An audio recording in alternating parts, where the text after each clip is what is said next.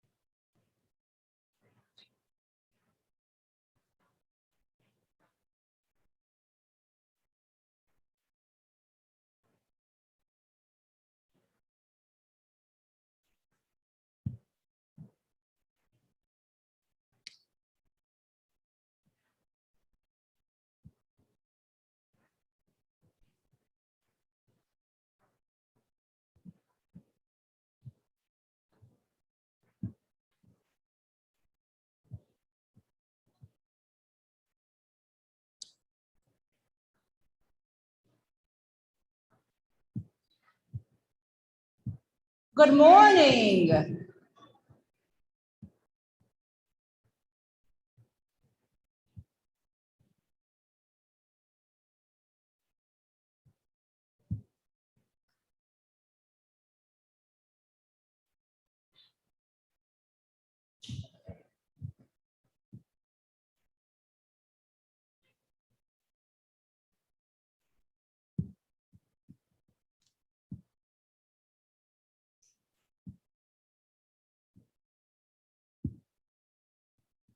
All righty, good morning again. I'm Tiffany Sledge, Chair of the College Faculty Senate, and I'm pleased and honored to welcome you to TCC's Fall 2021 Convocation. Woo, yeah. Great year, great year, great year, great things to come. Thank you for being here in person, and if you're watching live stream virtually, welcome to you as well. We'll start today's program with a convocation video especially prepared for this event, after which President Constand will give her convocation address. Following a 15-minute break, we'll move on to the State of the College reports from our TCC Vice Presidents, after which we'll have our yearly special recognition and awards and a salute to the new academic year. So let's begin our morning with the convocation video.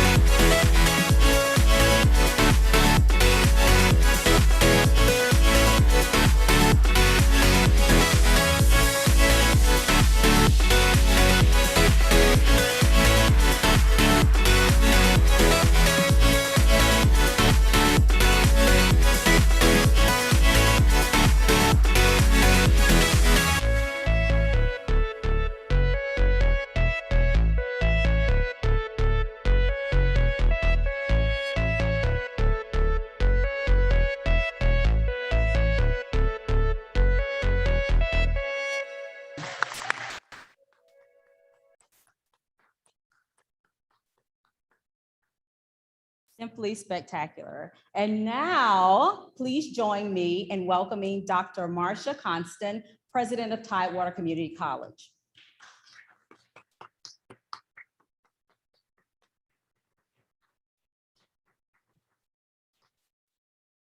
Dr. Constand became the 6th permanent president of Tidewater Community College on January 6, 2020. Dr. Constand has worked in higher education for more than 30 years, beginning her career as the Director of Institutional Research at Jackson State University in Mississippi in 1987.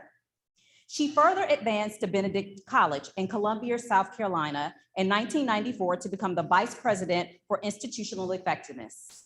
In 2001, she became the Vice President for Enrollment and Student Success Services at Central Piedmont Community College in Charlotte, North Carolina, a position she held for nearly 20 years.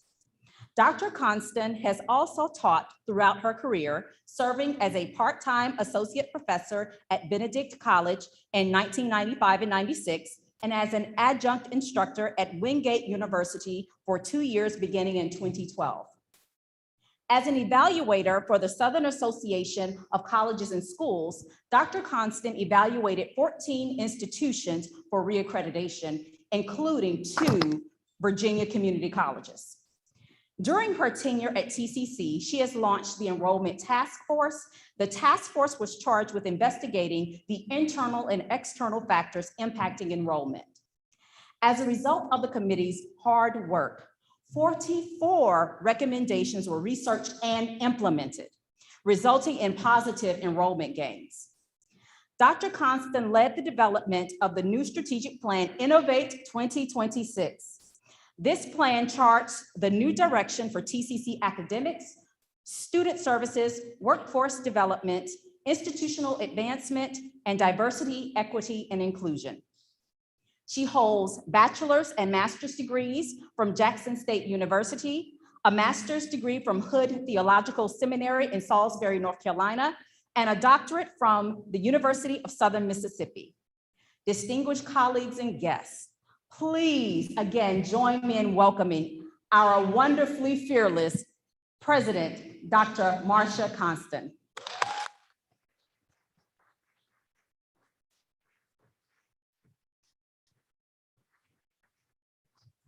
Well, good morning, everyone. I guess you can see that I am very excited. I couldn't wait to get on stage this morning to greet.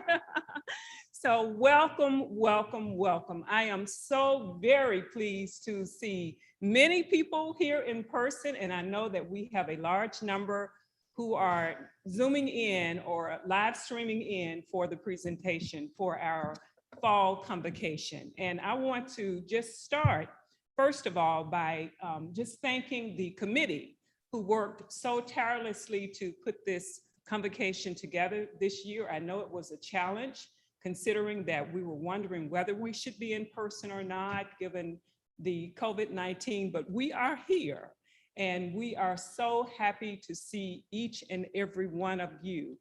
I want to acknowledge the fact that we have several board members with us this morning.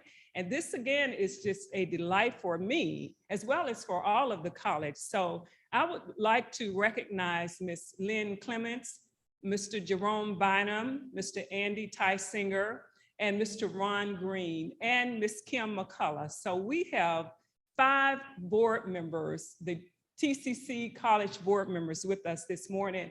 They are so supportive, and they deserve a huge round of applause for all they do for TCC.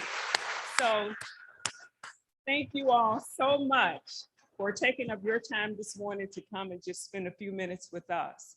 I also want to welcome and acknowledge the college's leadership team, the team that works so well with me, but mainly with one another. And you will hear from all of these leaders later this morning, but I just want the cabinet, the president's cabinet, to please stand and be recognized. Vice President Kurt Asen, Vice President Heather Hardiman, Vice President Dr. Michelle Woodhouse, Vice President Dr. Karen Campbell, Vice President Ms. Tamara Williams, and Associate Vice President Ms. Beth Lundy. We all know these vice presidents, but I will tell you that they are doing an outstanding job, and their teamwork in the office and across the campus really is indicative of the collaborative spirit that we see every day in the hard work that you exhibit, the faculty and staff. So thank you all for what you do. I will tell you that this team plays hard, they work hard. Yeah, I have to say work first. They work hard, but they also play hard, and they play and work so well together. And any president would want nothing less than a team that works so well together. So thank you all for what you do. So TCC faculty and staff, are you ready? Wait, maybe I didn't say it right. Today starts our official academic calendar year. So let me ask you again, are you ready? Yes. Yes, that's better.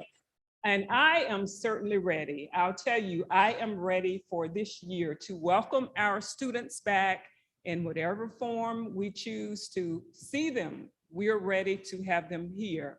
Despite all of the challenges and obstacles we may face, I'll tell you, I am confident in each of you that we are ready to start this year and that we will have a great year. Last year was my first fall convocation as president of TCC. And the country, as we all know, was going through a very difficult time socially, economically, and politically. And of course, we here at the college were trying as an institution to understand the impacts of COVID-19 and how we should move forward. We all remember that. And even today, we're doing the same thing as information about the Delta variant continues to evolve. This COVID-19 pandemic is transforming society in multiple ways. We see the increasing social and economic inequities. During my remarks last year, you may recall, I talked about the unfortunate death of Mr. George Floyd and the pivot taken by the Virginia Community College system to rethink its mission. The VCCS looked at its new vision with a view toward equity, serving those persons deemed as marginalized. In fact, the VCCS's vision in its new strategic plan, Opportunity 2027, is to achieve equity in access, learning outcomes, and success for students from every race, ethnicity, gender, and socioeconomic group. So I'll ask you this morning, what does this new equity vision mean for Tidewater Community College?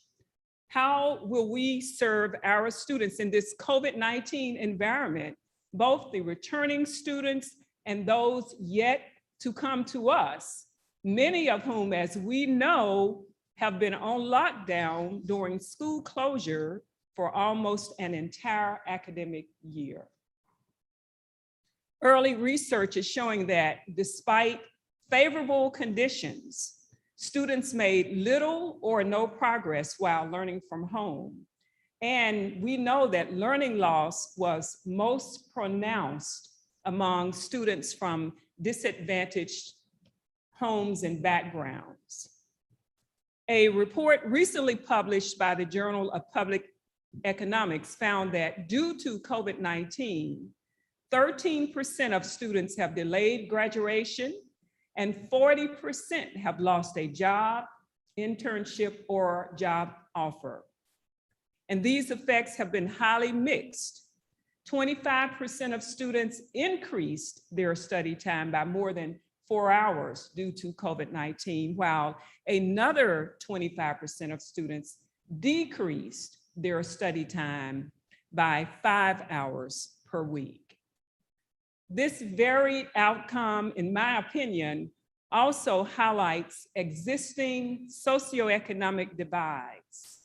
For example, lower income students are 55% more likely than their peers who are in higher income brackets to have delayed graduation due to COVID-19. And we know, of course, excuse me, that a contributing factor is the digital divide. We know that. And the pandemic quickly moved that concern, that issue, to front and center. Those lacking a computer or home broadband internet were left without an on-ramp to higher education, further expanding this growing gap to the basic infrastructure of the 21st century, which we know is technology.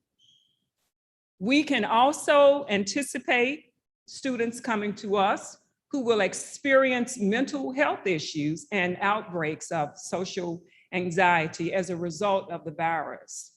Again, research is suggesting that marginalized communities, such as racial and ethnic minorities, students from low-income families, sexual minorities, and first-generation college students may experience exacerbated barriers to assessing, excuse me, to assessing and engaging in mental health issues.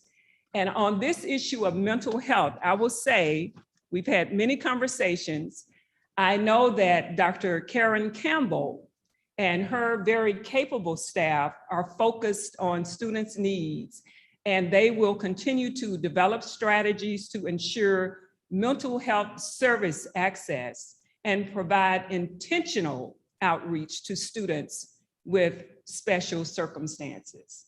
And I will pause now so that we can give Dr. Campbell and her staff a round of applause.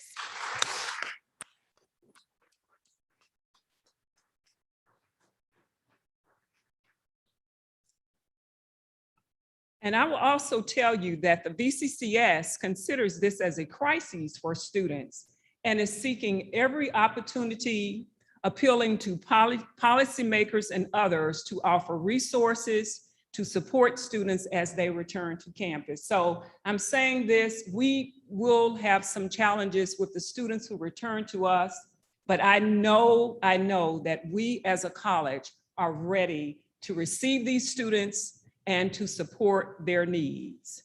So as an institution, we must recognize and respond to challenges all of our students will face. And like I said, I have the confidence in each and every one of you, every faculty, every staff member, everyone that's in this room, and those of you who are Zooming in and logging in to this presentation. I have confidence that we are absolutely ready to support our students.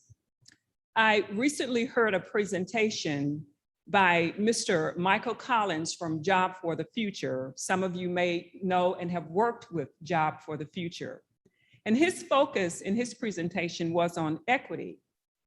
And based on data, how the organization Jobs for the Future is achieving its own equity goals, Michael concluded that there is insufficient effort being made to assist minorities in getting the skill training needed to secure higher paying jobs. This is research from the Jobs for the Future organization, who has done years of work addressing issues around equity and employment, particularly as it relates to workforce development.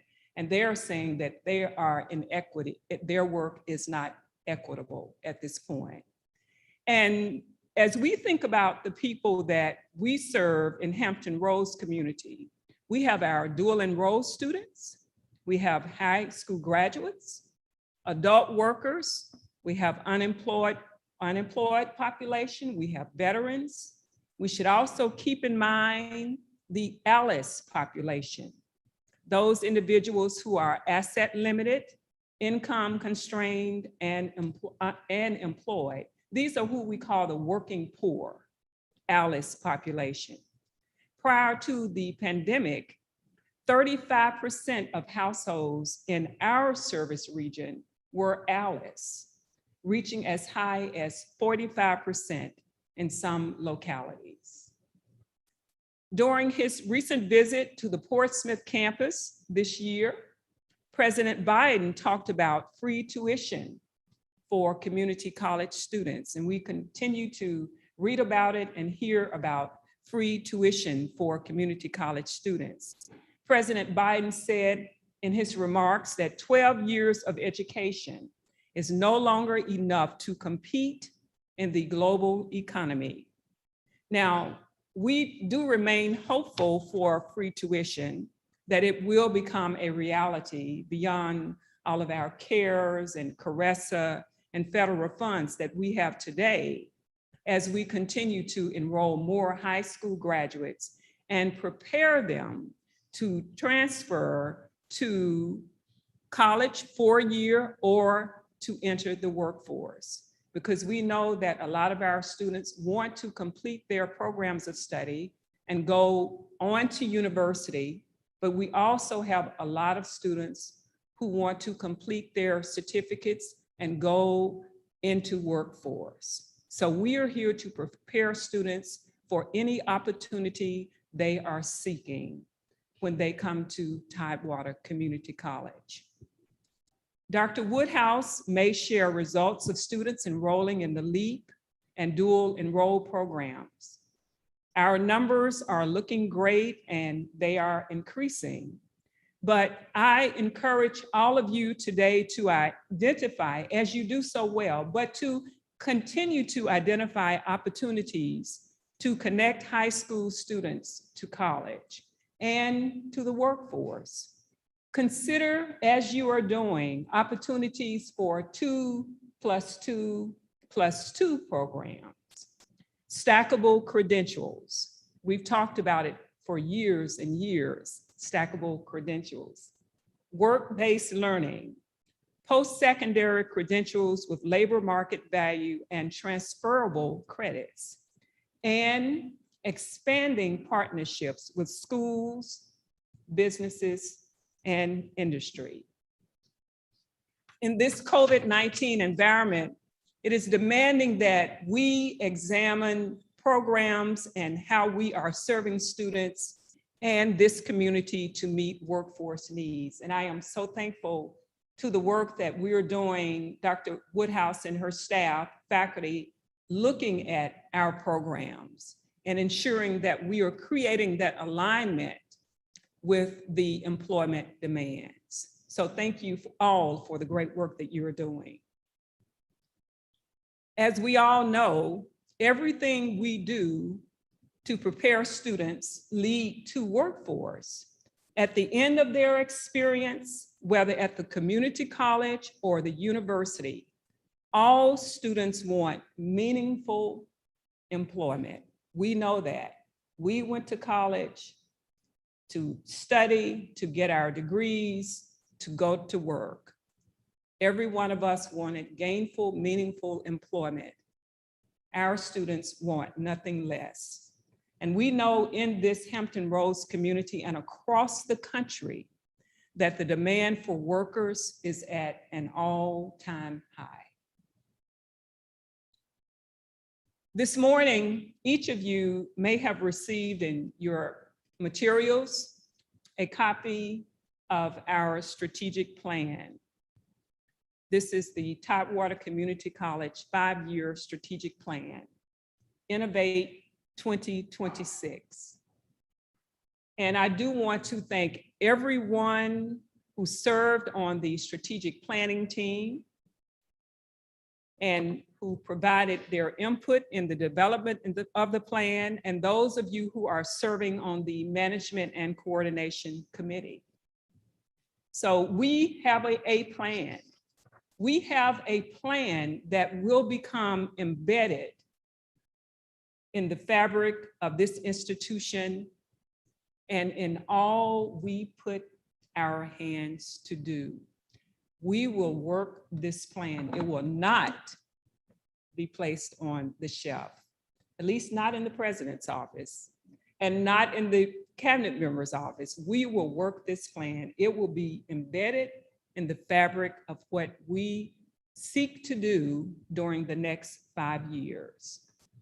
Our vision is to be our community's first choice for education, opportunity, partnership, and innovation.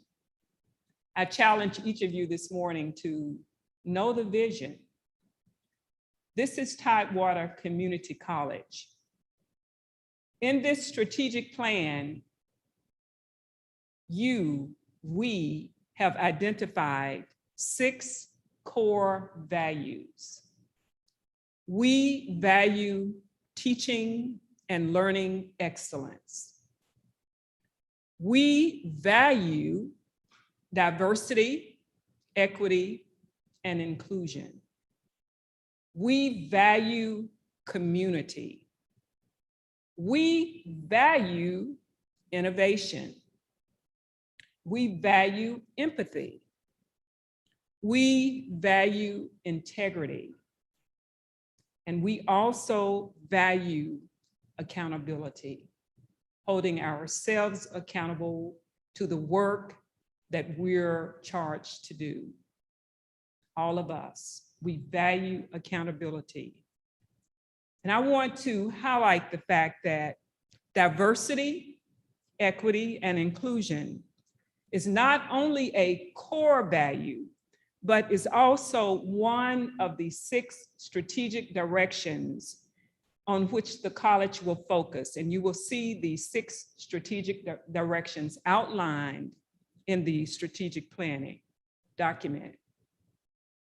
Again, we will view our work through an equity lens with an emphasis on the success of all students, but particularly the marginalized students. And to help inform us in this work, we will hire a director of equity and inclusion. The importance of having access to data, analyzing and reporting outcomes on student achievement will be one of the most critical components, actually the most critical component for this position. And most appropriately, this position will be housed in the Office of IE under the leadership of Vice President Kurt Asen. Digging deeper and deeper in our student data will be critical to help inform TCC's direction. Examples of data that the new director will study include a 19 percentage point gap in the retention rate between African American and white students. African American students are 22% less likely to earn a certificate, associate degree, or a bachelor's degree within 6 years from starting at TCC. To earn a certificate within 6 years. We need to understand what's happening with these numbers. And while we know that similar rate differences can be found across the country, we at TCC are choosing to close these equity gaps. So addressing these equity gaps will take much more than just an exercise in data exploration. The new director, supported by the IE staff, will work with all areas of the college, all of you, to analyze student data, assist divisions in developing measurable outcomes for improvement, and explore strategies to meet those expected outcomes.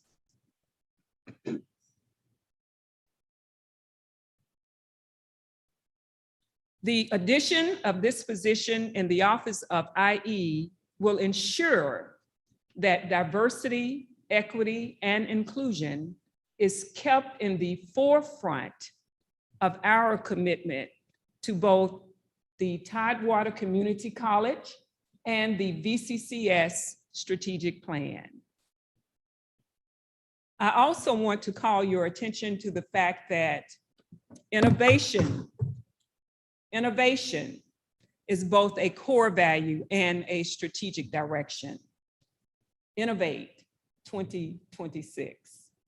As we move this institution forward, innovation will be paramount. I spoke with a group of deans a couple of weeks or so ago, and I encouraged innovation. And I want to encourage each of you this morning to share your innovative ideas and thoughts. We know that innovation is crucial to the continuing success of any organization. Dr. Peter Drucker said that successful innovators are not risk-focused, they are opportunity-focused.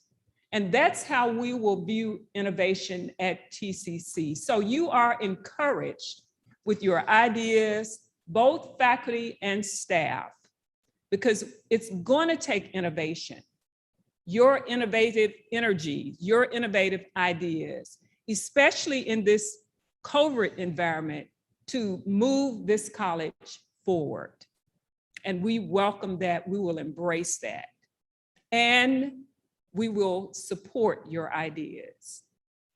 So I want to assure each of you this morning that this strategic plan, this is not a district plan, nor a Portsmouth campus or a Virginia Beach plan, nor a Norfolk or a Chesapeake campus plan. This is the Tidewater Community College Strategic Plan, one college. One college. We all have an interest and responsibility in achieving the vision, the strategic directions, the actions, the goals, the strategies, all that will stem from Innovate 2026. So again, this morning, I ask you, are you ready? Are you ready?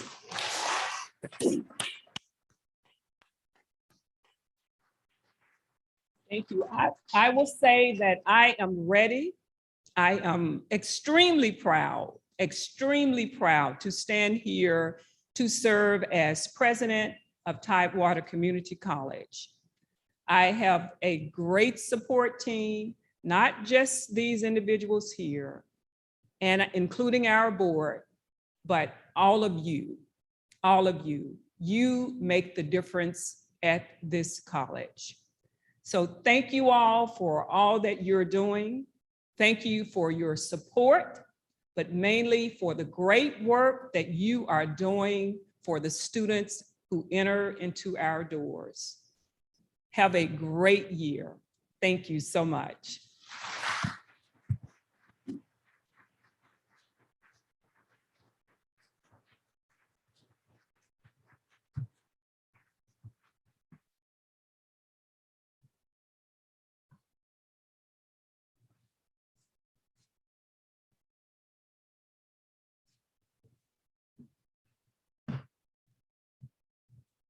Thank you, Dr. Constand. One more round of applause.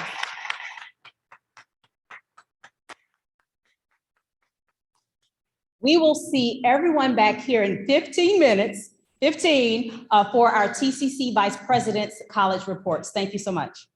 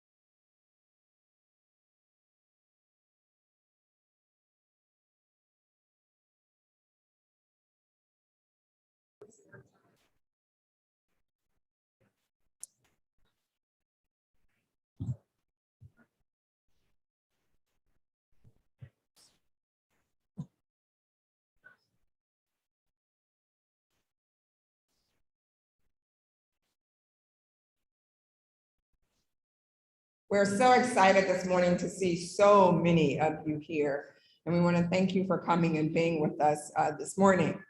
Now you will hear from my colleagues, the vice president, and first up will be Heather Hardeman, who is the vice president for administration and the chief financial officer. Please welcome Vice President Heather Hardeman.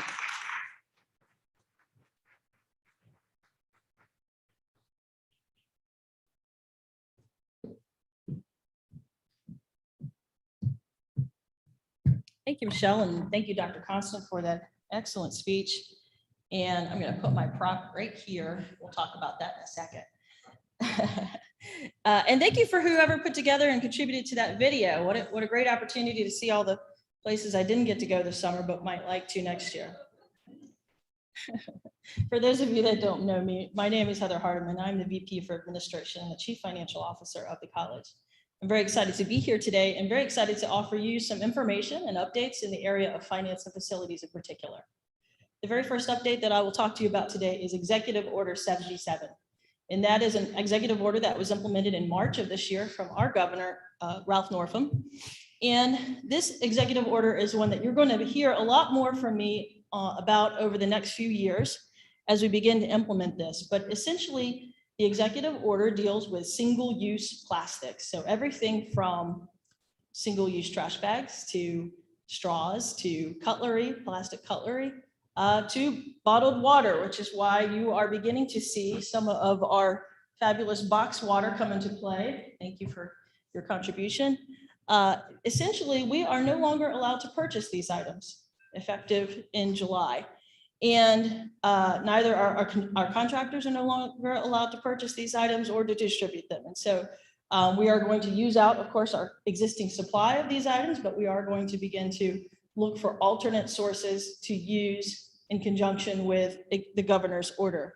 There is also a further mandate on the order that goes into the year 2025, which is to essentially reduce our overall consumption of non-medical single-use plastics and waste by December 2025. As I said, you'll hear more from me on this over the next few years.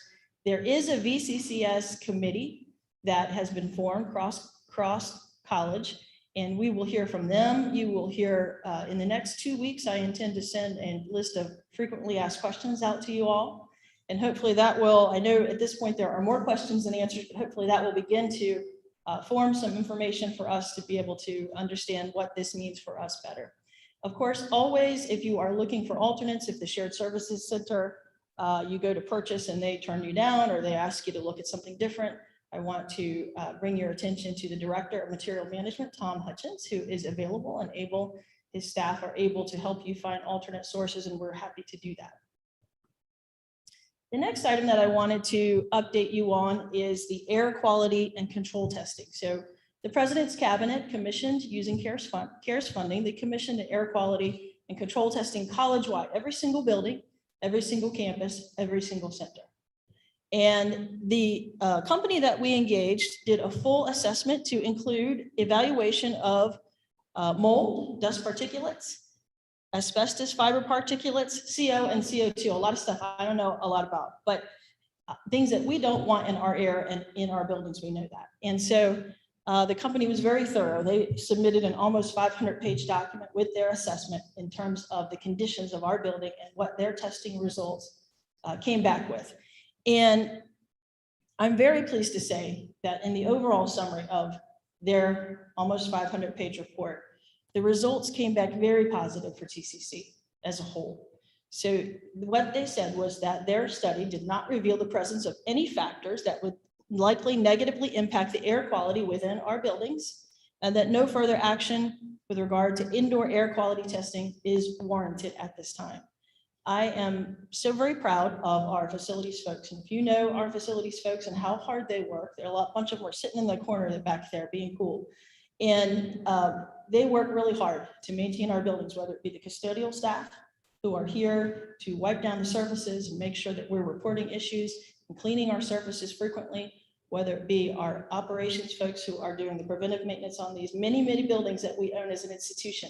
I have been very surprised to find that some of these buildings are older than I am, and that's really all. So it's a lot of work to maintain these buildings, and you all, if you have an inkling of what they've done in the face of COVID, then I would encourage you to say thank you to them, because they've done an excellent, thank you, excellent job. Yes, thank you. So good news there.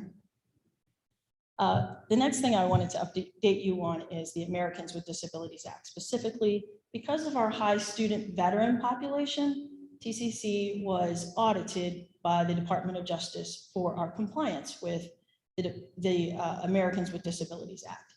And specifically, they audited the Virginia Beach campus and the Norfolk campus, inside and outside. And we did come back with some things that need doing, over 400 items, almost 500 items that we need to get done. And we're very happy to say that the VCCS is going to help us to accomplish those things. It's a very expensive endeavor, I can tell you.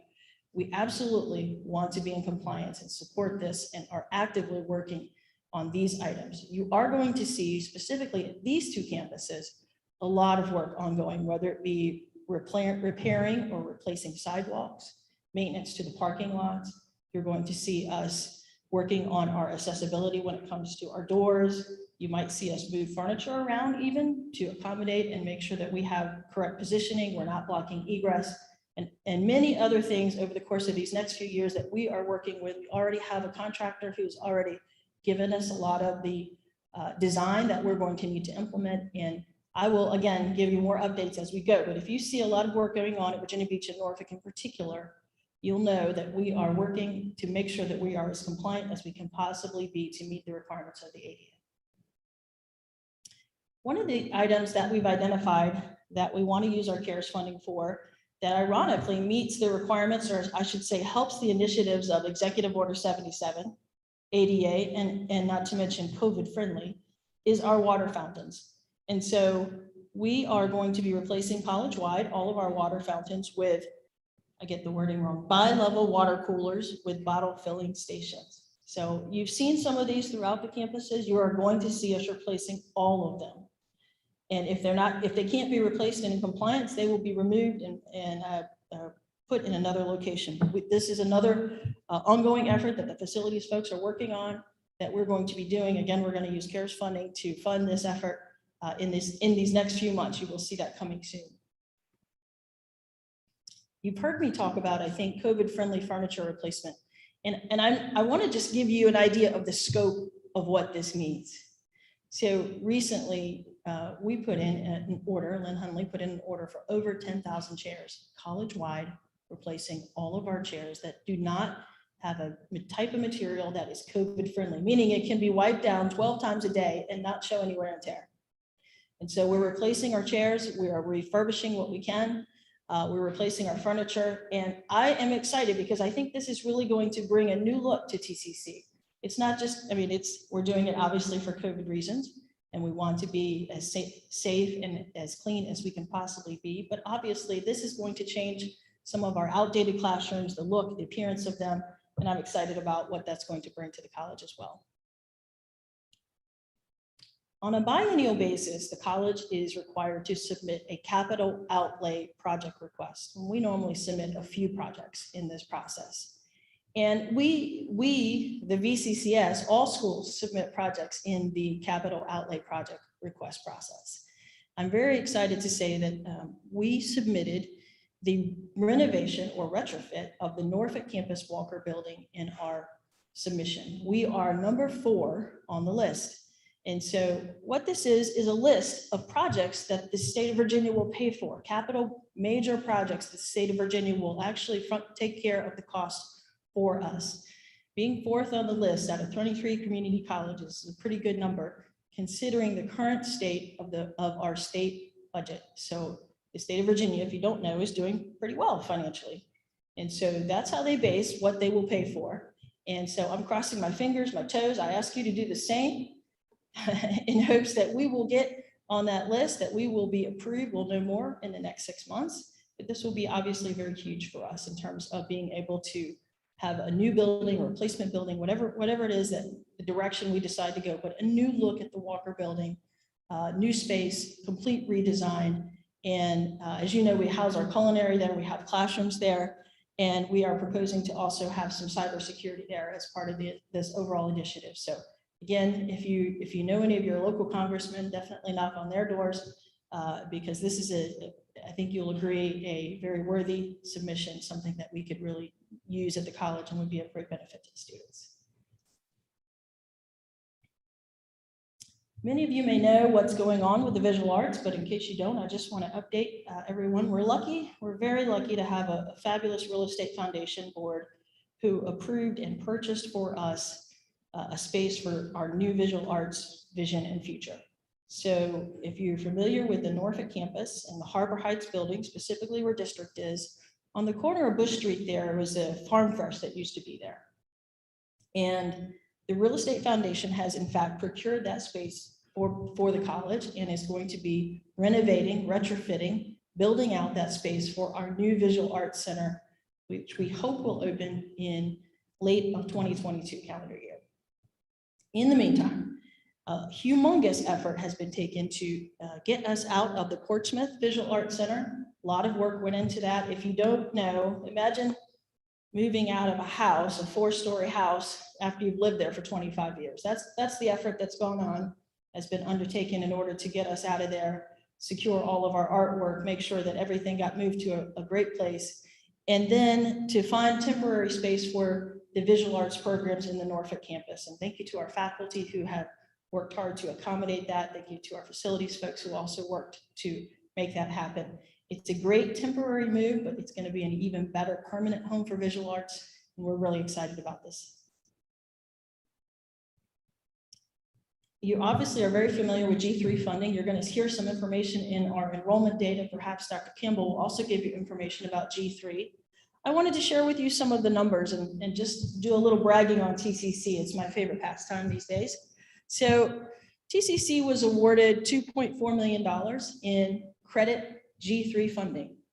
TCC was also awarded $159,000 in non-credit G3 funding to pay for tuition and fees in both cases. And then TCC was awarded $1.2 million in what they call SSIG grant. I like to call it the kicker. So what it is an incentive for full-time students to take a full-time, it's an incentive for G3 students to take a full-time load. We give them money so that they don't have to get a part-time job, so that they can continue to focus on their studies and get through their education faster. I'm very excited to tell you that TCC has awarded all of our G3 money. We were the first, and that we have done so significantly more than any other BCCS institution out there. I think you will see the results of this in our enrollment and when Kurt gives that information, but very proud of our financial aid staff, very proud of our student services folks who made this happen, and very excited for our students. Obviously, if we can spend this money and we can make a case with the General Assembly, the governor, et cetera, and the public, and you heard Dr. Constant talk about the national initiative on free college, we can make a case through G3 and hopefully get more money and make that dream come to reality. I wanted to share with you all also some of the initiatives that are going on in the area of childcare. What you'll see is we're moving in multiple directions, not to say we're all over the place, but we want to be able to support students' needs in varying ways. We know that our students, some need part-time, some need full-time, some have one child, some have multiple children. We need to try and find a way to support all of those needs. So some of the things that we're doing, we have this excellent federal grant called the C Campus Grant. And that is a grant that gives childcare to full-time students. So it gives them money to send their children to a childcare center in the local area for full-time students only. However, since 2019, at the inception of this grant in October, we have been able to award over $400,000 in childcare scholarships, and we are still awarding quickly as we can. The next thing that I will share with you is that obviously we have a lot of CARES money and we are funding scholarships for childcare. So we are allowing students to use CARES money to pay for their children to go to, in this case, Children's Harbor, a specific partner of ours who has 4 locations in the local area.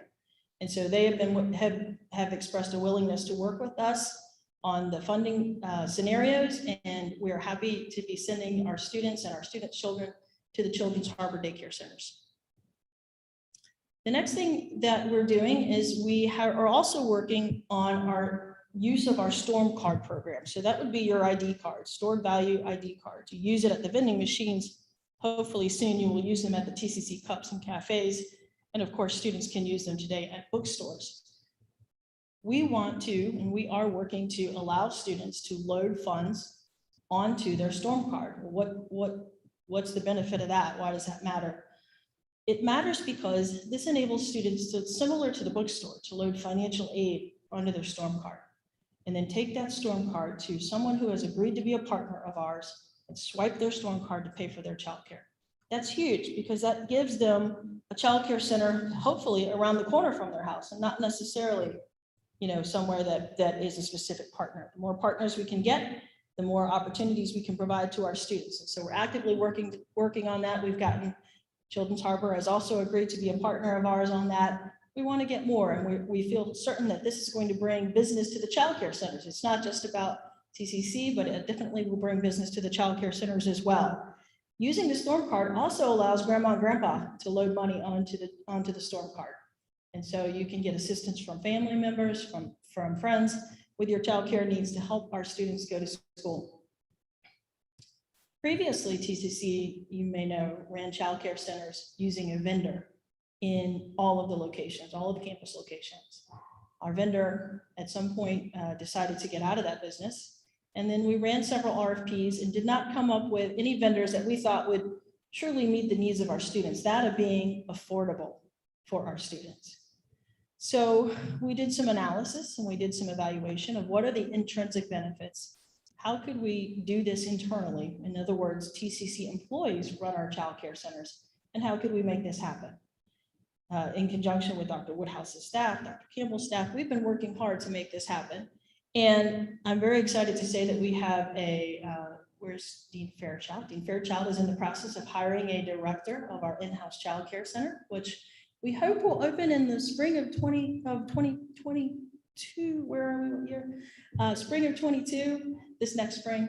And of course, though, we're starting from scratch, right? Our buildings were empty. Our childcare centers were empty. We've literally had to paint them. Our facilities folks, again, saving the day, having to paint them, having to move the toilets around. Who knew there were so many sizes of toilets to go with all of the different sizes of kids? And so we've got to order cots and we've got to order a lot of supplies, but we are actively working to make this a reality, starting with the Norfolk campus and the Portsmouth campus. Once we see, and I don't say if, I say once we see this work, we will open childcare centers at other campuses. So a great initiative. We want to do it right. So we're going to make sure that we hire the right people. We're going to make sure that we take the time to do what we need to do. Again, hopefully spring of 2022. If not, then definitely summer of 22. And finally, again, thank you to our local board who in the budget this year, using local funds, passed a subsidy, $120,000 subsidy that will go to help our students pay for childcare at the in-house childcare centers. This will be a huge benefit to our low-income students and enable them to, once again, make coming to TCC the best and most affordable option across the board.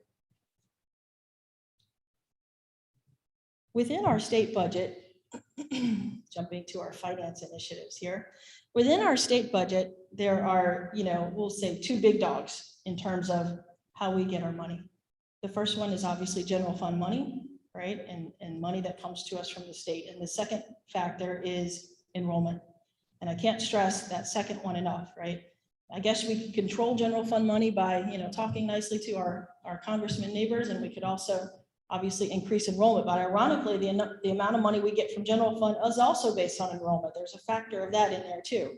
So enrollment is key. And then we have a few other factors. So some of those other factors you all, I'm sure, have heard or familiar with the term CARES and CARISA and ARP. These are all terms for federal packages that have been passed to help the college sustain during what has been a really difficult time and to pay for some of these much needed initiatives. All of these face masks and hand washing stations, a lot of the initiatives I've talked about today are being funded by CARES money. And so the other way that we are able to sustain, and when we have down enrollment or when we have higher expenses, is through what we call carry forward.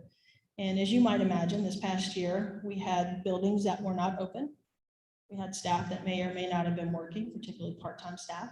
And so we do have some carry forward funds that are going to help us this next year. And because of that, I am not anticipating that we will face any kind of budget shortfall in this next year. In large part due to carry forward and in large part due to CARES money. You all may know, I don't know of another acronym piece of legislation that's coming down the road. Maybe there will be, I just don't know, another CARES, another CARISA. And carry forward is only as good as what you spend in the previous year. So thank you for continuing to be mindful of the college's resources to spend in a mission critical way. Even though we're doing well, I want to continue to do well to make sure that our enrollment will continue to rise and that our expenses will continue to be appropriate for our revenue. Our financial position in FY23, that's July 22, just around the corner, into June of 23, will be heavily dependent on our ability to save monies from this year, which will generate carry forward, and to increase enrollment. So Kurt's going to tell you more about enrollment and have lots of good news. We certainly want to see enrollment continue to go up, and I'm hopeful that that will continue to happen. On that very happy note, I want to talk to you about the most important slide on my presentation today, which is the employee appreciation event. I'm excited to celebrate with you all. I'm excited for you all to have an opportunity to come back and see your colleagues, see some of your friends, immediate family. We're planning a lot of fun activities, kids games and prizes, karaoke, dancing, good food and good drinks, and just all around good time and good company. So I will look forward to doing the hokey pokey with you all out here on this dance floor. It's September 10th, 4 to 7. I understand we are going to close the college early. You didn't hear it from me, but that's coming soon. We are going to close the college early so that everyone can attend. And again, look forward to seeing everyone there. In the world of finance, we say, last month, right around this time, we say Happy New Year. We walk around saying it all the time because for us, the fiscal year is July to June. Happy New Year. We usually hold a party. We didn't this year. In the world of academics, this is your Happy New Year. So I'm very happy to wish you all a very Happy New Year and nothing but the best in terms of enrollment, in terms of resources, and a good experience all around. Thank you so much.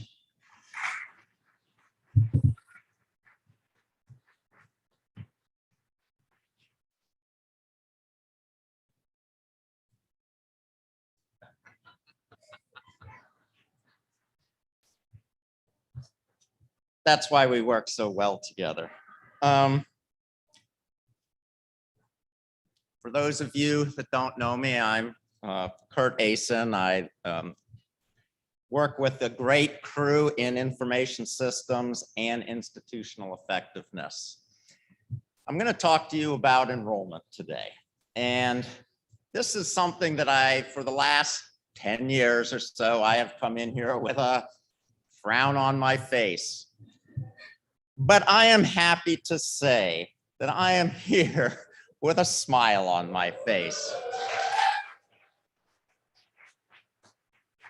FTE enrollment, as VP Hardiman mentioned, that's where our funding comes from, whether it's 80% of our general funds come from based on our FTE as well as our tuition and other fees that we receive. But our student headcount also increased. Some of the key metrics here are very important. First time in college students, these are curricular-placed students that are so important to taking the place of those students who we lose through attrition, through graduation, early transfer, and unfortunately some other reasons. We have to be in the positive to replace them to give us that longer term re-enrollment that we see. This summer, although we have never really had large FTIC students in the summer, we had a huge increase this summer. And I'm going to say this is because of the work and coordination of many people here. It didn't just happen. Between academics and the new LEAP program, between the work of student affairs and their constant reviewing of data to help guide their efforts towards these important groups of students, we did a phenomenal job. The other big indicator here is the average credit hours per students. Hate to say, you know, my MBA side, these indicate that our customers are buying more products from us. That's a good thing. The average credits have been decreasing year after year after year, and it's nice to see a change in the credits student carry. That pushes our FTE increase up well above our student headcount increase. This is the first time in 10 years we've seen a year-to-year increase in summer enrollment. First time in 10 years. Now, specifically, this is our headcount enrollment. We've seen over the years a couple of increases in FTE that were mainly driven by things external to the college, such as the reintroduction of summer Pell. But nonetheless, I'm so happy to finally see this in my career. Within the pathway enrollments, we've seen some changes that have occurred that are not just specific to TCC. We see this across the VCCS and in other states as well with community colleges. The pathways that are down, those are primarily caused by decreases in students taking programs that are college transfer programs. We have done well with our career and technical programs, but college transfer programs, and this is just not TCC, but it is something that we really have to pay attention to. And in our disciplines, you see some correlation with that. Arts and humanities, which has a lot of gen ed in it, a little down there. This is one of my favorite charts. Yes, that is TCC at the top of the VCCS.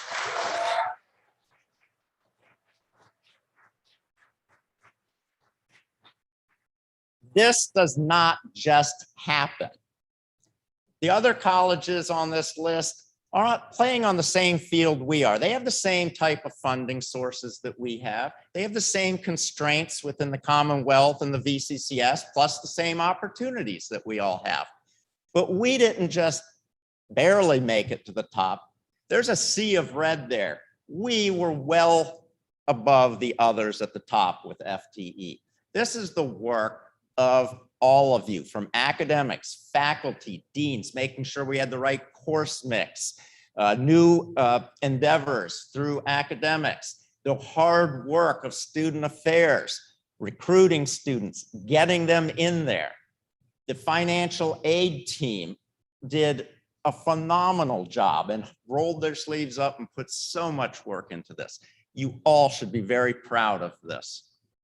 Student headcount. Of course, we were able to get our students to carry more credits, which really helps us financially. In headcount, we were still positive, and one of only 4 colleges that had a positive headcount enrollment. The largest colleges in the system saw decreases. And you look at those lists on the FTE side: Germanna, Reynolds, John Tyler, Thomas Nelson, Northern, all in the red, but Tidewater is in the positive. Okay, let's talk about fall. This is unfortunately from a week and a half ago. And I'll mention where we are today with that. A week and a half ago, or almost 2 weeks ago, we were down 6.4% in enrollment. 2 months before that, we were down over 10% from the year before. We have slowly, week after week, been clawing our way up. And today, I'm happy to say today's numbers in regular enrollment, we are only down 0.7% in FTE.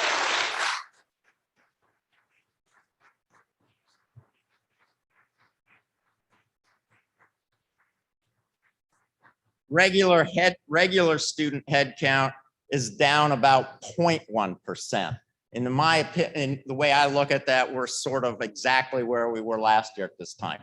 We started out weak, but it's a long season, and we have been working our way up to the top of that list. A couple of important indicators: first time in college students. We have been bouncing around break even for a number of weeks. Over the last 2 weeks, we've seen that increase. We are now up 4.3% over last year. Of all the indicators, this is the one I watch the most. It is, if I was an economic analyst, this also helps describe, explain what's going on, but it is also a leading indicator, whereas something like retention is more of a lagging indicator here, but it helps explain what's going on. Average credits per student, several weeks ago, it was up 0.4%. That's still up about 0.6%. Our first time in college fall to fall retention, that rate goes up as we get through the semester, as more students come back. We are up here. We were down 3 percentage points from the year before. We are now up 0.8 percentage points. So we're doing a good job there. And if we look at our spring to fall re-enrollment rate, we're up 1.3 percentage points. That's a much broader measure. Again, for fall, we see a similar pattern. We are doing very well in career and technical. A couple of the college transfer programs are doing okay, but some of the bigger ones we still see, as well as other colleges or community colleges, see a decrease there. So where are we with us overall? Again, this was August 10th. We were further down, much further down 2 months ago. We've been moving up the list. I expect by Monday, we will be in the green and we will be much further up the list. Northern, down 12% 2 weeks ago. They're still down there, and they're at a point where I just don't see what they always have some tricks up their sleeves. I don't see how they're going to be able to pull it up to break even. Maybe they'll be able to pull it up to down 6% at the end of the semester, down 4%, but they will most likely be down given their numbers at this point. In head count, that also you will see is going up. We're slowly moving up. We should be in the green on Monday when the next set of data comes out. And, oh, do I have my SAC COC slides? No? Okay. Well, I'll bring up my colleague, institutional effectiveness colleague, Dr. Kim Bovey. She is the college's SAC COC liaison, and I will ask her to say a few words of the very important national accreditation and our process that we're currently in. Good morning, everyone. Not sure where the slides are. But again, welcome to the new academic year. So you all should know that we are midway through our 10-year reaffirmation cycle. So we have our 5th year report due September of 2022. So it's almost exactly a year away. So we are kind of entering in high gear with this.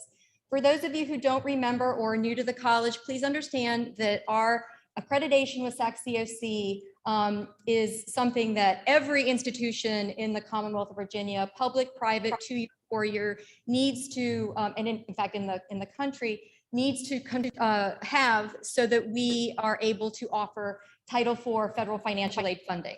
So any college across the country, in fact, across the world that offers federal financial aid funding has to be in good standing with SAC-COC, which is our regional accrediting body, to make sure that those funds for our students still flow.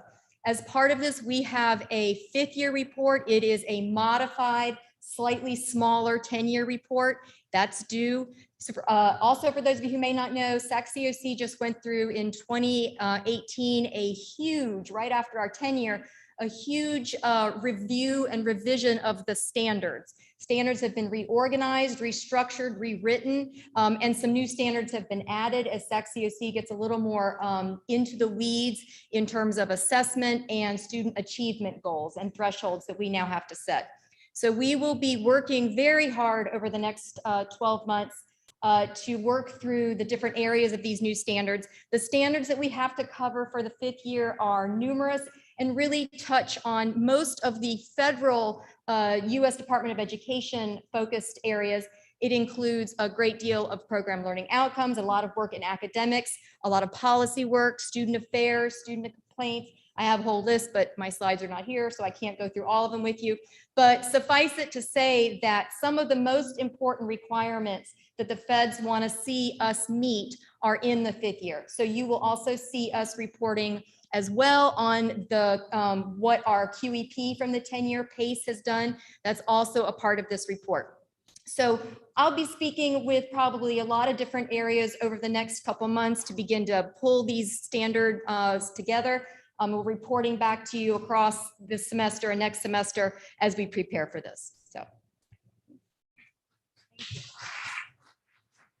Thank you, Kim. And now I'd like to welcome back to the podium Dr. Michelle Woodhouse. She is our Vice President for Academic Affairs and our Chief Academic Officer.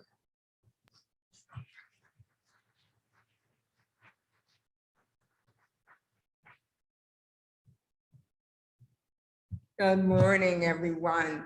So I will talk to you today about some of those fun initiatives that we have done that we hope to help to drive some of the enrollment here at TCC. When you think about academic affairs, we have now gone to, of course, a college-wide structure. But of course, with all of the academic programs and all the things we offer here at TCC, we ensure that students can get a degree, earn credits to transfer, or basically go out and enhance their career with a credential and to be able to get a job. At TCC, when we first started out, we had 9 guided pathways. We now have 8 pathways with the consolidation of business and IT last year. So within these pathways, we offer an abundance of programs, over 50 programs, and the list continues to grow. Many of our students, of course, as we think about it, they go on to 4-year colleges and universities, or of course, they go to work. But more importantly, what I'd like to begin with academics is the work that we do is because of the great work that the faculty do in working with the students. You all are the first point of contact for so many students when they're having a great day or a bad day. And it is because of the work that you do that we're able to work so hard along with student affairs to ensure that we retain those students. And so I'd like to salute the faculty that are here today and to thank you for the work that you do.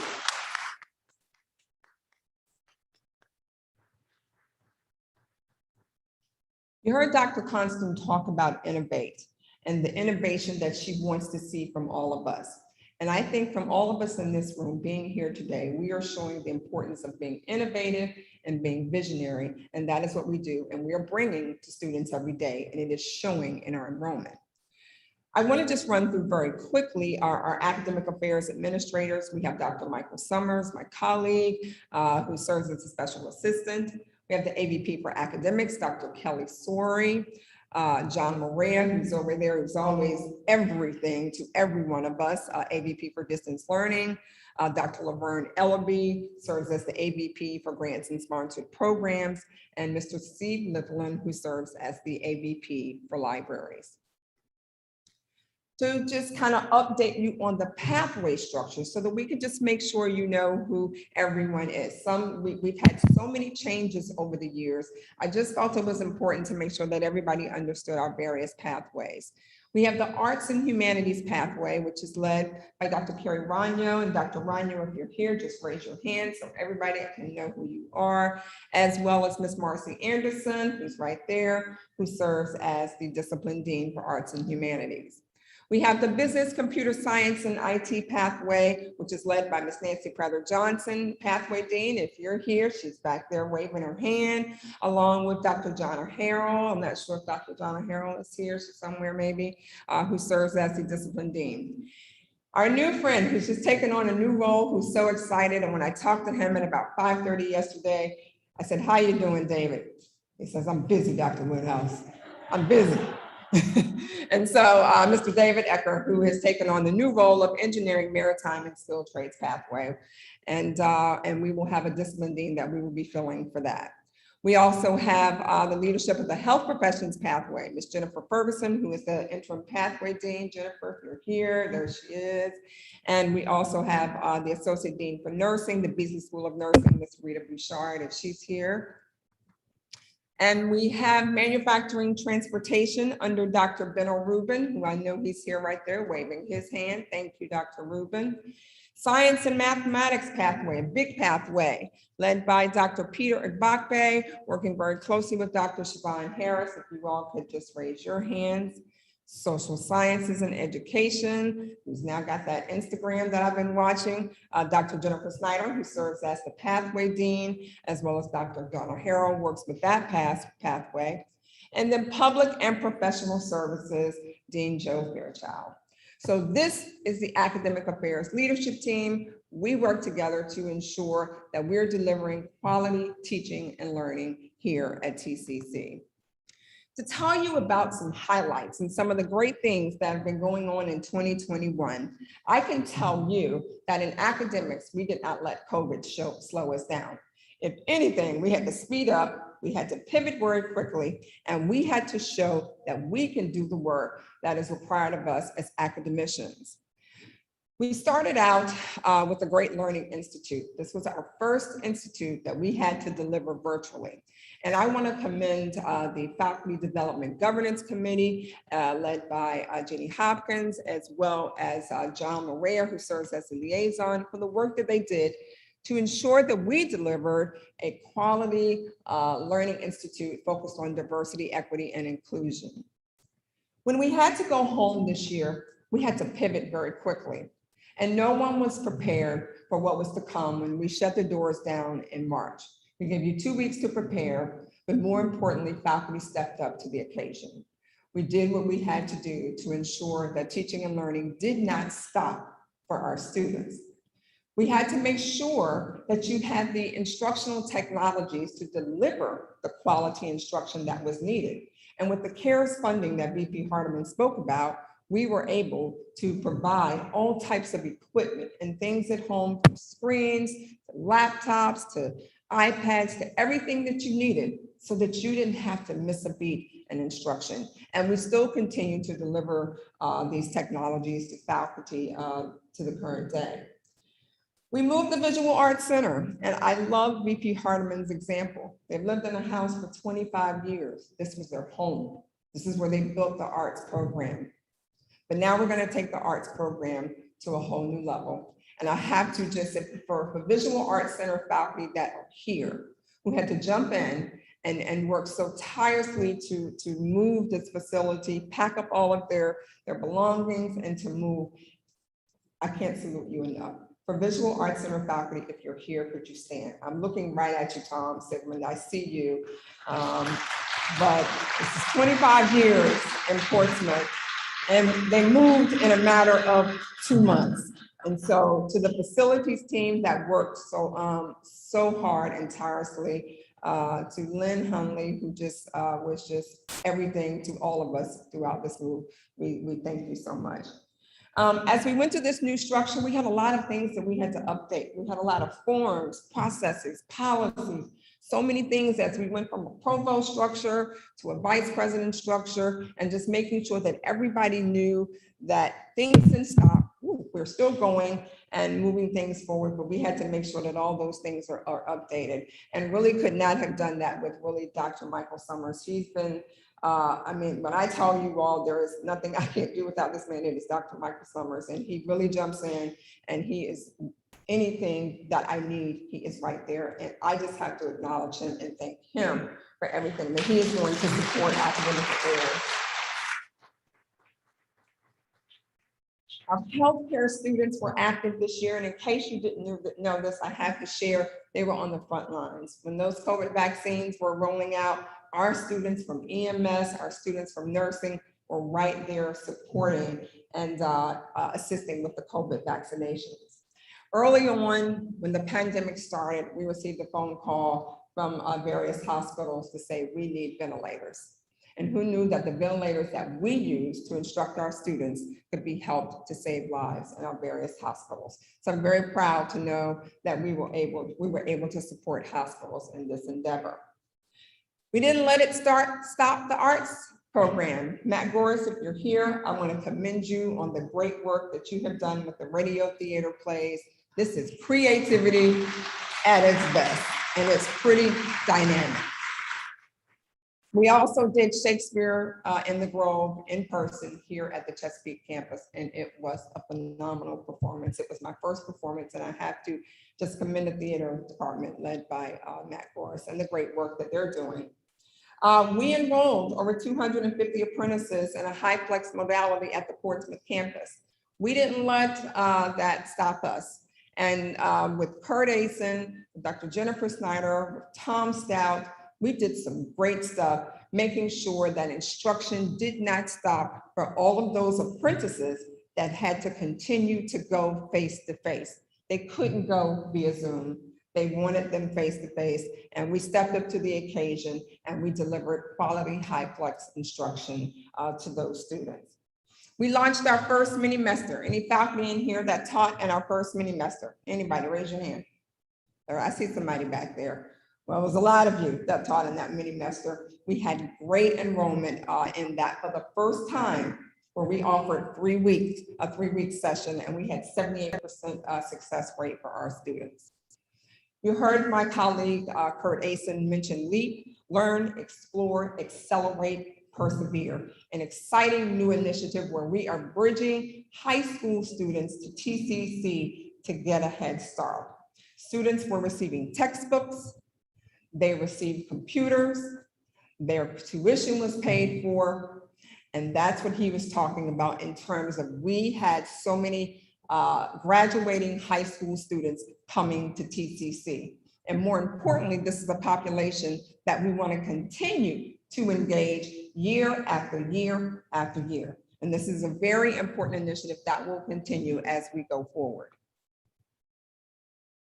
As we talk about current initiatives, this is an exciting year for TCC.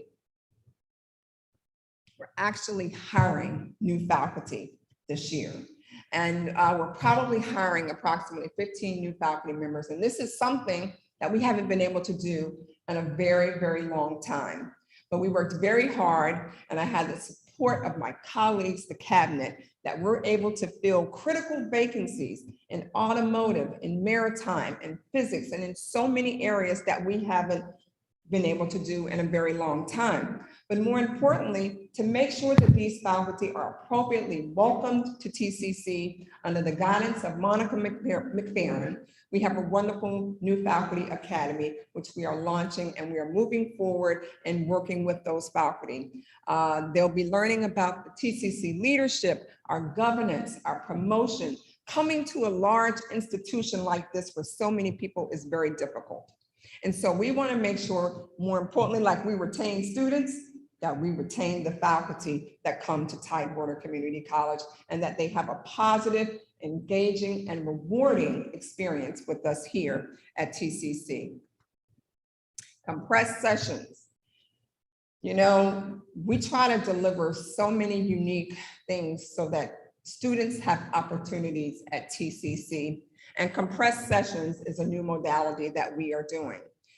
We're currently offering the 16-week semester. We offer 12-week, we offer 10-week, we offer 8-week, 5-week, and 3-week. But in the spring, we will be going even to a more compressed schedule, which is more, you can think of it more like a block schedule. And basically what we're trying to do is to accommodate the various needs of our students. We have students that come to TCC where life happens. Their job gets in their way. There are so many factors, childcare. And so what we're trying to do is to make sure that we have different course offerings so that students can come and we can have a schedule that meets their needs. Again, I have to commend the deans and the faculty for stepping up to the plate. I come, they probably see me coming in a meeting when they get that agenda on Tuesday night for our Wednesday meeting, and they probably cringe sometimes when they see how long it is.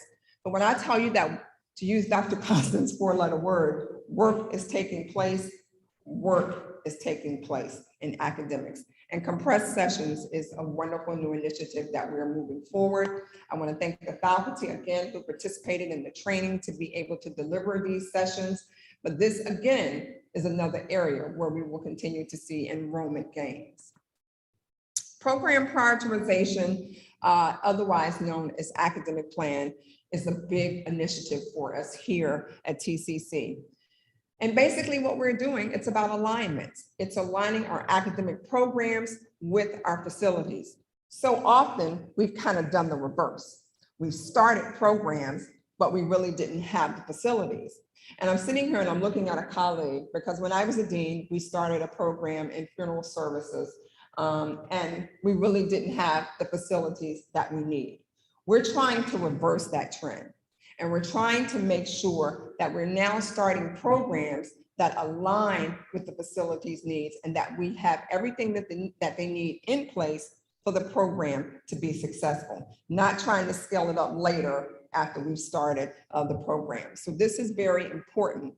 And so what we're doing is we're working kind of in tandem with the BCCS Master Facilities Plan, and we're going to be going through all of the programs at all 4 campuses and really taking a holistic look to see where the programs are, looking at the history of the program, the quality of the program. Are we delivering quality programming? Is our curriculum relevant and up to date? The demand, are we meeting the demand, and is it a demand for it in this area, and can our students get jobs? The cost, is the cost outweighing, what we're bringing in tuition? And you heard Heather talk about those 2 big buckets, but to run some of these specialized programs, there is a substantial cost associated with that, and the productivity of the program. Over the summer, we had our Evaluator Training, and this was a very successful training that we had so many faculty to come out and to participate in. Again, faculty are at the table, they're fully engaged as we move this process through. And this is a little bit about the timeline because this is a process that will take place over the next 2 years. We're evaluating Chesapeake programs and Norfolk programs this year. Again, this works in tandem with the work that we're doing with the Facilities Master Planning. The training took place, this work started, let me just back up, in August of 2020, where we had a facilitator come in, begin to work with us, begin to look at the data. And we are now at the part of, we just had the evaluator training. We will begin to evaluate programs in September, and in January of 22, we will assess and look at the first results of the programs. Learn, explore, accelerate, persevere. You will hear about it. You will know this. You will know what LEAP stands for. But of course, this is our new program to bridge in those high school students, to get them in, to give them a good experience so that they can learn what it's like to be a college student early on. Our first year, we had 255 students enrolled. And right now, this number for re-enrollment is probably higher because this was done about a week ago. I cannot thank Dr. Campbell and her team and the work that they're doing to ensure that we are getting and retaining these students. Again, it's because they had a great experience in your classroom that they want to continue on with us here at TCC. So we're really excited about this. And again, that we will be supporting this next year. Dual enrollment is a biggie, led by Dr. Kelly Sori and Mr. Terry DeSwibo, and the great work that they're doing with our school districts. We partner with Chesapeake, Norfolk, Portsmouth, Virginia Beach, and Franklin Public Schools. And every year we are being visionary, we're being creative, but more importantly, the school systems are telling us we want more. We want more, and we want our students to participate in more programs. And so these are some of the programs that we'll be bringing on with Chesapeake. Chesapeake, we're so lucky we have the tech center right across the street. And so we'll be offering more and more programs in cybersecurity, child development, and preschool. Norfolk is coming on strong this year, and we're really excited because we really haven't had a lot of programs from Norfolk, but we're really excited this year and working with their superintendent and other members of her team to scale up the Gen Ed Passport, cybersecurity, kitchen management, child development, and as well as the preschool CDA. Portsmouth, we do the dual enrollment academies. And so in Portsmouth, it's very unique. In Portsmouth, many of the students start in the 9th grade, and they work simultaneously to complete their high school degree as well as an associate's degree at the same time. And we hope to extend and build upon cybersecurity and network foundations.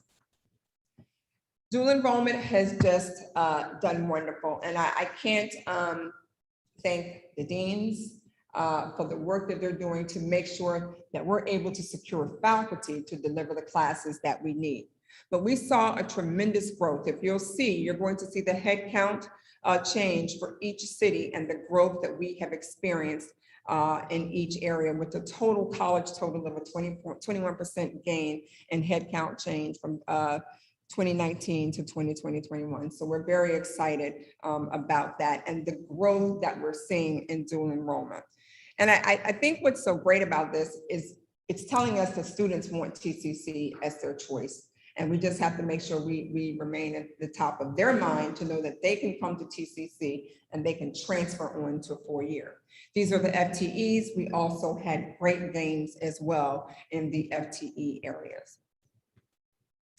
On the horizon, one initiative is our Tcc Weekend Warrior. This is a brand new initiative, again, meeting the needs of the students and the people who want to come to TCC. And so we're looking to deliver programs on the weekend and making sure that students can get credentials in a quick format and a quick time frame. And some of the certificates that we're looking at is classical cooking, cybersecurity, web development, accounting, welding, and truck driving. We currently are doing truck driving on the weekends. It is a success. And we know that because students have many decision points in their life and they work. And so a lot of times they can't come, but they want face-to-face and they would love the opportunity to come on the weekend. And so this is what you'll see coming in the future. There are more approvals from the board and others that have to come, but I just wanted to tee this up. Wind. You're hearing a lot about what's going on with wind energy. And so we're really looking at building and working with workforce development to begin our wind energy technician program. I drove to Elizabeth City this weekend and I saw all of it. If you've been to Elizabeth City, you will see the turbines just everywhere. Well, now it's Virginia's time. And we're going to begin to build those wind turbines. But more importantly, we need to be at the forefront of preparing the workforce to do that. And so Dr. Summers and David Ecker are working very closely to build an offshore wind energy technician program. We hired our first faculty member who has an expertise in teaching some of these things and is going to be working to set up the lab at the Virginia Beach campus. So we're really, really excited about this, and stay tuned for more to come in offshore wind. At this time, I want to just say, I hope that each of you has a wonderful and exciting academic year. I cannot thank you enough for all that you do to support our students at Tidewater Community College. At this time, it is my honor to turn it over to my colleague, Dr. Karen Campbell, Vice President for Student Affairs.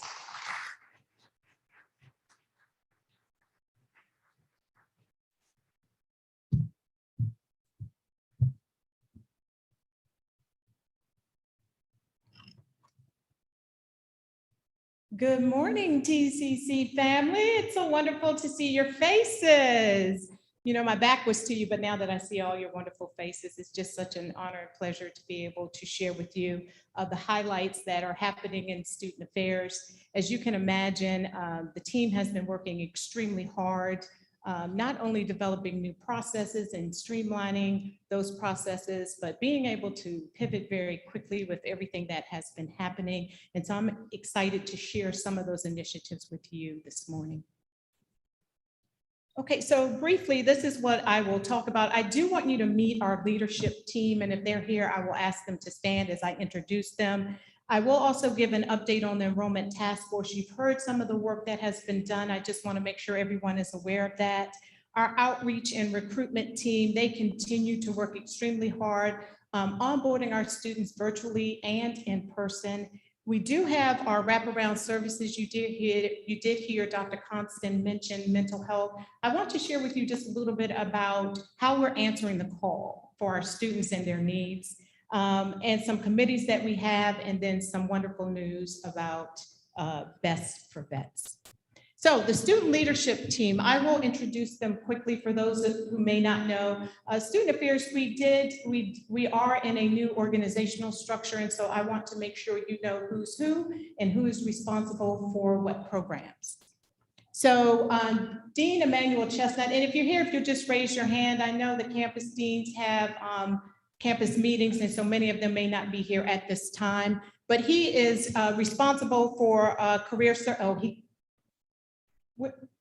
up there, he's up.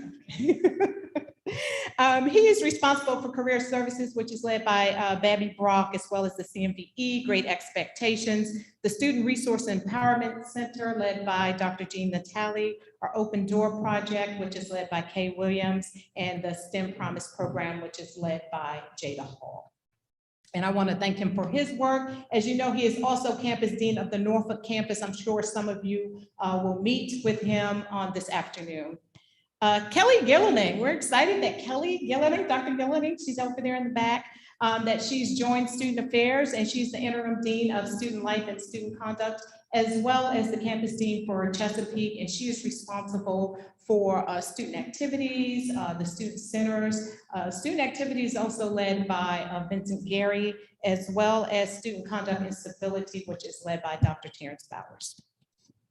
Dean Hathorn, I saw her earlier. There she is, upstairs. Okay, Dean Hathorn, she is the Portsmouth campus dean and is also the dean of retention. So she is responsible for early alert, our SDV classes 100, 108, testing services, and retention initiatives.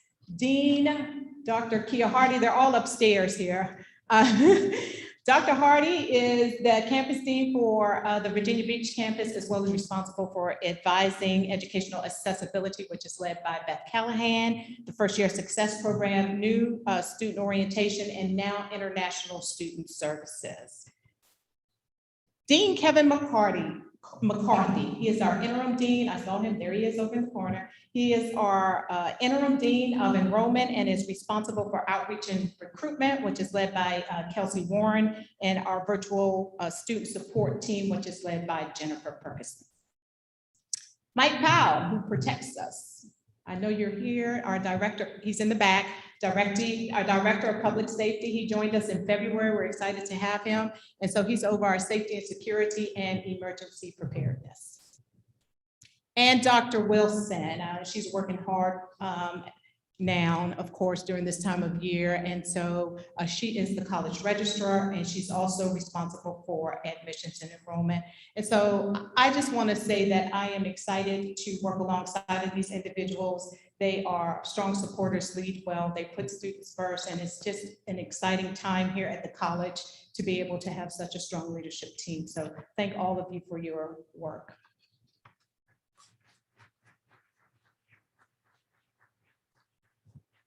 So I do want to take a minute just to talk a little bit about the Enrollment Task Force. I know you've heard about it. It was in place February 2020 is when Dr. Constand charged this team to really look at the internal and external factors that impact enrollment. And so what I wanted to do is just share with you, you heard about the 44 recommendations that were made by this team and that all of those recommendations have now been implemented. I did just want to share with you a couple of them. So here's just 8, but this gives you an idea of why when VP Asen is up here giving the enrollment report and he shared that it didn't just happen, it didn't just happen. There were a team of individuals across the college that really ensured that we were able to implement these initiatives. And so here are some of them that we identified. We removed unnecessary barriers. We had students who had holds on their record for no real reason other than we thought it was a good process at some time, but we found out that was a barrier. We needed to centralize responsibility of call campaigns. We now use text messaging to text our students and communicate with our students, and Dee McCarthy does an outstanding job with that. We connect our students with comprehensive social services and community resources. I'll talk to you a little bit about that. Dr. Woodhouse has already talked to you about offering the shorter term classes and more 12-week classes. Research transfer agreement partnerships. Academics has done an outstanding job doing that. We explore an option to include a 5-week mini term. It wasn't 5 weeks, but they made it happen. Academics did an outstanding job executing that initiative. And we established a college-wide process to notify students of canceled classes. Academics and student affairs, again, collaboration, you'll hear that over and over and over again. We did that to ensure that that was happening for our students. So these are just 8 of the 44, but I wanted to share them with you so that you know it is happening. It has happened. And that's why you're beginning to see the changes here at the college as it relates to enrollment. We also took a look at technology to support enrollment. So we had business processes in place. We really wanted to take a look at what technology could support those business processes. Signalbind is what we use to text message our students. The College Central Network is what we use to ensure that our students are connected to jobs and internships in the community. Single Stop is what we use to connect our students to community resources.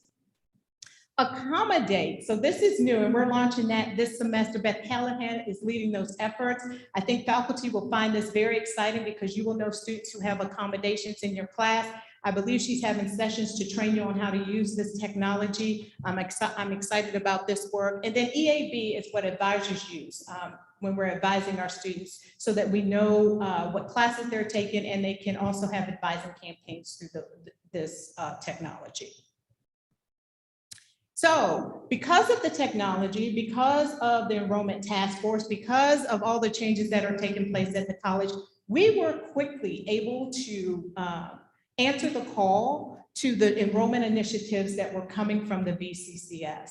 And it took a lot of work and collaboration, identifying of processes, changing things in order to make sure that our students could get enrolled. So students who were part of the REV program, I know you've heard about it, and G3, you've heard about it. The numbers that are up there, they have changed because these were numbers from almost a week ago, if not more. But I just wanted to commend everyone for their hard work in ensuring that these students were able to get enrolled, stay enrolled, and continue on here at the college. So we've also streamlined our onboarding process, if you have not heard about this. And this took quite a bit of work. And so we went from the 6-step process that our students would see on their website to 3 steps. 6 steps, just students told us it's too much, it's confusing. They didn't know really what to do and what their next steps would be. So now if you go to the website, there are 3 steps on the website. It's easy for our students to engage with us and connect with us. They can do it by simply filling out an inquiry form. And that's all they have to do. We'll handle the rest. Student services team, along with the academic team, they have worked extremely hard to be able to communicate with students, as well as the financial aid team on the back end. And so we want to keep it simple for them. And that's our goal, that students are first, that their processes are easy, and that we do all the work behind the scenes to make sure that they have a great experience here at the college. We've also enrolled in a day. So a student can enroll in a day, virtually or in person, if they come to a campus. So we have a system in place that allows them to do that. And we also have enhanced our customer service. I'll say that. We have enhanced our customer service. And one way that we have done that is, if you don't know, if you call our 1111 number now, if a student calls and they don't want to wait, if the wait time is more than 5 minutes, they can leave their phone number and we'll call them back. It's as if you have called an airline, American Airlines, where you can just have them call you back. Usually it's 4 hours later. We don't do that here. We call them back in the same day, but they can certainly leave their phone number and we will call them right back. So we also had an exciting open house led by Dean McCarthy, and I know he was working with several folks across the college in academics and in financial aid to make sure that this was a success. In the summer, we actually had over 297 students. And then in the fall, we had over 474. And if you didn't know, at this particular event, we would hand out laptops to our first time in college students. So our first time in college students could actually come to the college and receive a laptop. And many of them picked up their laptops at this time. If they didn't, they still get the laptop. So the number you see there are just those who picked them up that day. So we were very excited also to have a presence by Dr. David Wright. He came back and supported our students and engaged them by sharing his experiences and experiments with them, and they had a really good time engaging with him. So we're just excited about the work that continues. As you can imagine, open house in person during COVID was not an easy task, but it was done well. The energy on the campuses was just beyond belief. So again, I applaud all of you for the work that you did to ensure that that happened. Dr. Constant mentioned this, and that is that we want to make sure we understand our students and that we understand their needs when they're here, when they're in your classes, when they're walking on our campuses. And so what happened is the Real College survey was sponsored by the Hope Center. And that was sent to our students fall 2020. And then Student Services actually did a survey in the spring of 2021. And that's because we want to know what is it that you need in order to be successful. And out of the 1,100 students who participated, we found that 52% experienced at least one form of a basic need insecurity. And that 33% of those students actually experienced food insecurity in the prior 30 days. 37% of them exhibited at least moderate anxiety. So when you think about that and you think about the students you teach, and that's what's going through their minds, whether they're face-to-face, virtually, but they have other needs and other things that may distract them and keep them from turning in an assignment or keep them from speaking up in class or keep them isolated at times. And so we want to make sure that students know that we are here for them. We also discovered through the Student Affairs Survey that 42.4% don't always have reliable internet services. And what that means is that they have it sometimes, never, or moderately. And that 36.7% do not always have access to reliable transportation. And so you can imagine, again, we were like, how do we answer this? Well, we did. And we've answered this with wraparound services. And many of these services are under Dean Emmanuel Chestnut's area and are being led by other individuals at the college as well. These numbers, again, have changed, but I just want to give you an idea of what's available to students so that if you're working with them, you can point them in the right direction. We do now have a Student Resource and Empowerment Center on each of our campuses. Those individuals have been working hard to engage with our students. In the last month, they have interacted with over 275 students, being able to connect them with resources in the community, as well as the resources we have here at TCC. The community feed, we have launched the community feed at the Portsmouth campus. It is open and available to our students, as well as the one here at the Norfolk campus at MacArthur Center. We will continue to have pop-up markets for our students as well on the Chesapeake and Virginia Beach campuses. I've talked to you about single stop. We do have an emergency resource fund. So if you have students that you know that are in need, utilities, transportation, all kinds of other issues that may happen to them, all they have to do is fill out a form and we'll take care of the rest.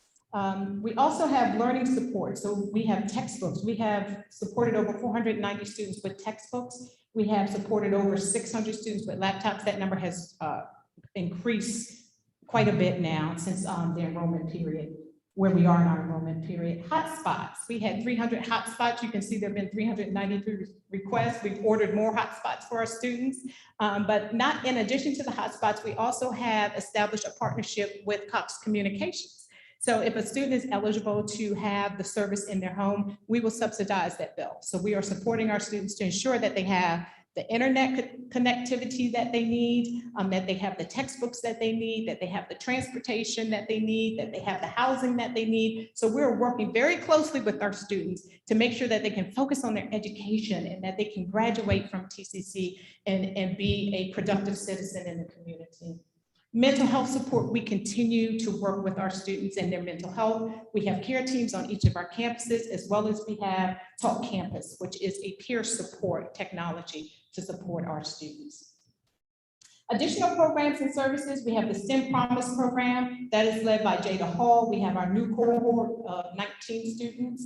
The Virtual Student Center, they will still offer their activities in person and virtually, and our career services. We do connect our students with job opportunities in the area. We do have a few committees who are working extremely hard to make sure that you have what you need to stay safe, be safe on campus. So there's the Security Cameras Implementation Committee.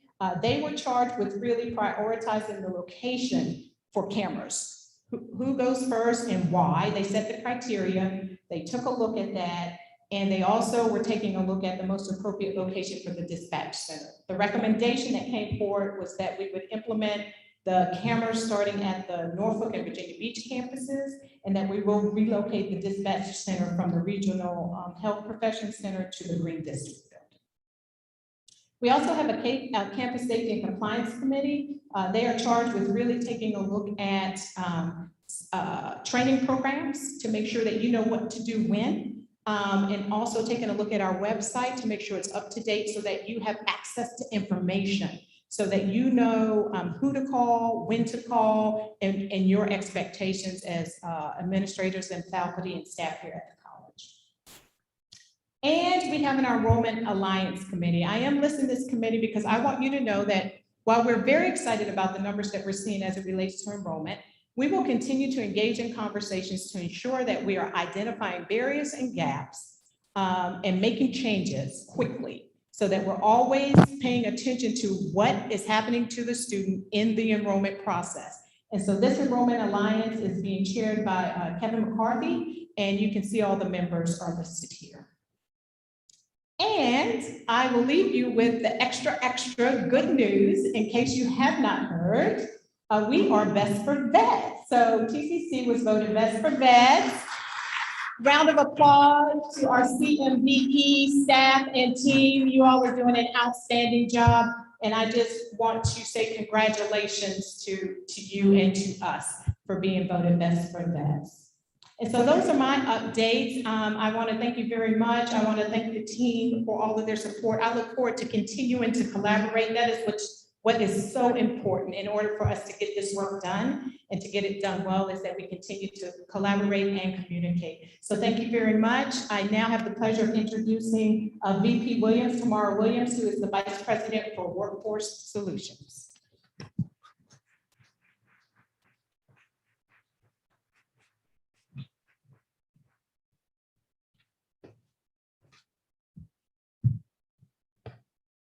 Well, good afternoon, everyone. All right, if you haven't noticed a trend, there's a trend.